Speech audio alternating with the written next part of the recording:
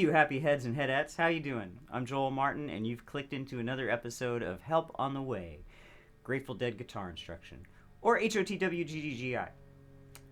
Today's very fun and special. We're going to work on one of the greatest songs ever written. How about that? That's right. It's a Bob Weir, Robert Hunter collab. One of the greatest story songs of all time. Jack Straw from Wichita. This is an interesting song to talk about because the Dead had just come off an incredibly fascinating period where they had gone from this blues psychedelic, huge bombastic machine to, in the late 60s, to getting it small, focusing on songs, songcraft and vocals, and putting out American Beauty and Working Man's Dead in the same year.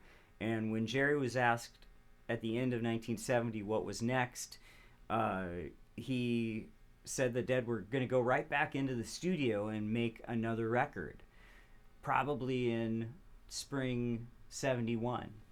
And of course, we can all look back and we know that that did not happen. But,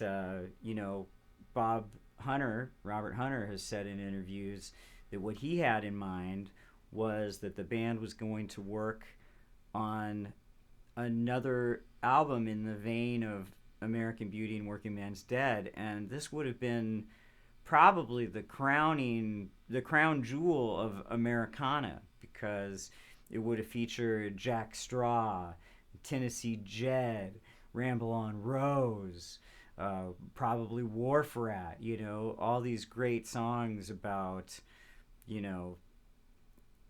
Americans from the previous century struggling in society, and just would have been incredible. Brown-Eyed Women, it would have been just this great, almost, Americana, classic American song cycle.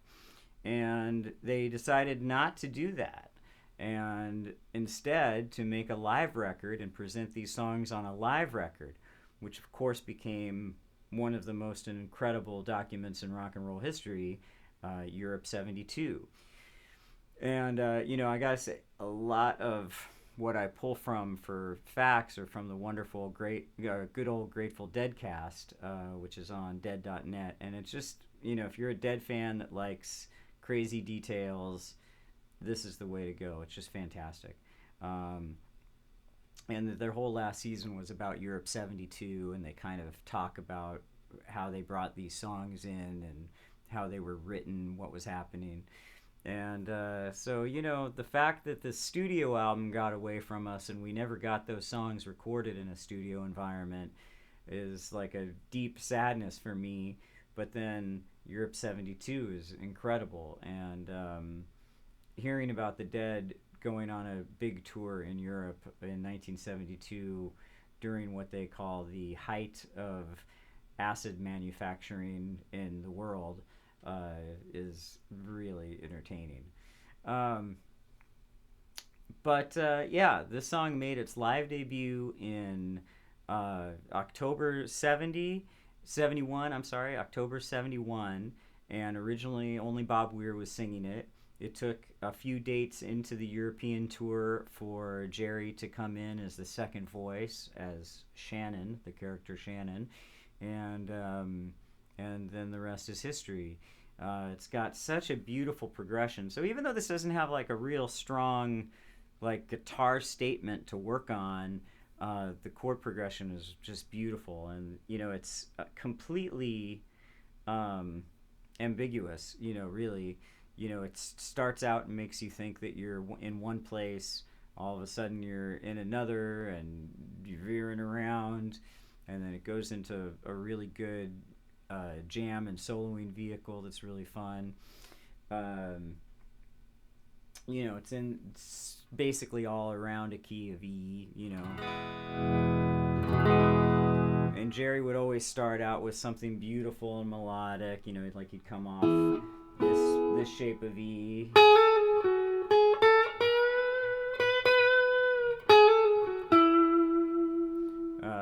on 100 Year Hall, he does something like, you know, it sounds almost Indian to me, but he like comes up and goes, I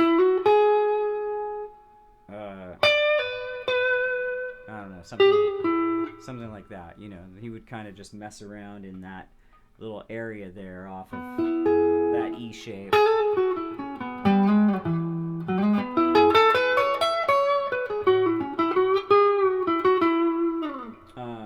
The whole song, we can share the women, we can share the wine. Like, that's all, you know, diatonic, key of E, major scale key of E, E, F sharp minor, C sharp, A. Then we start losing our bass a little bit. It goes to the E, but then goes to a B minor, so now we're kind of in a new little key area, sort of saying maybe we're in the key of A, and then A, and then E, G sharp minor, D, A. Then he kind of repeats that other phrase.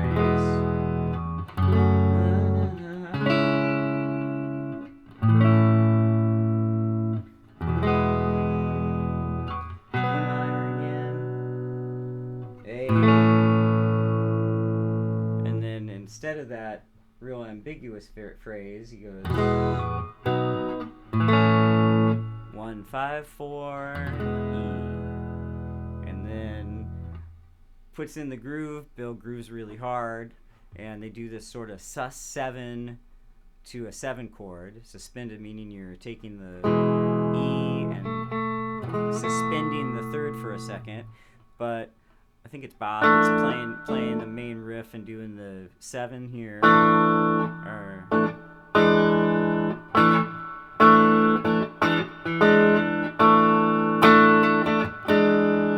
And Jerry does his. I don't know if Jerry ever plays that little fill in there twice. I think it's different at every show all throughout the years, but basically you key B and he does a sus, he bends something like that. But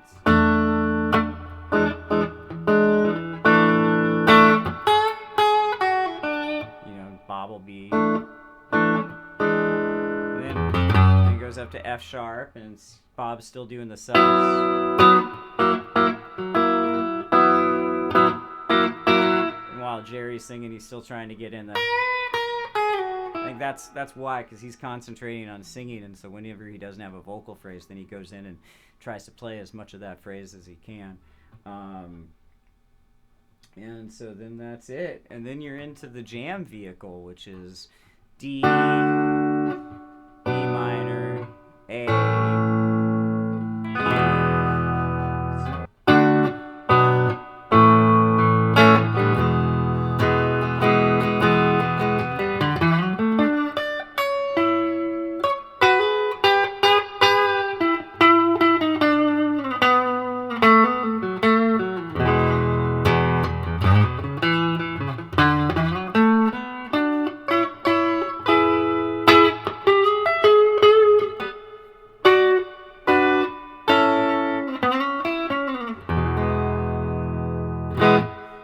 that's kind of the meat of Jack Straw from Wichita.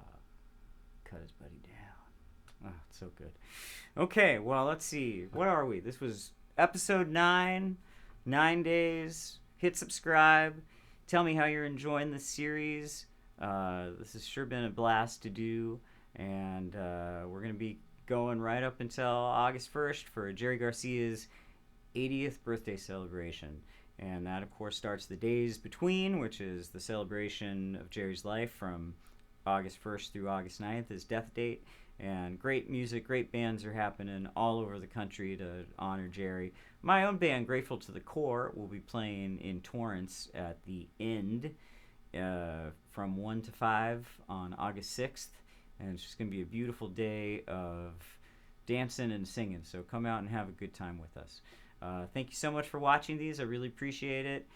Share and stay grateful.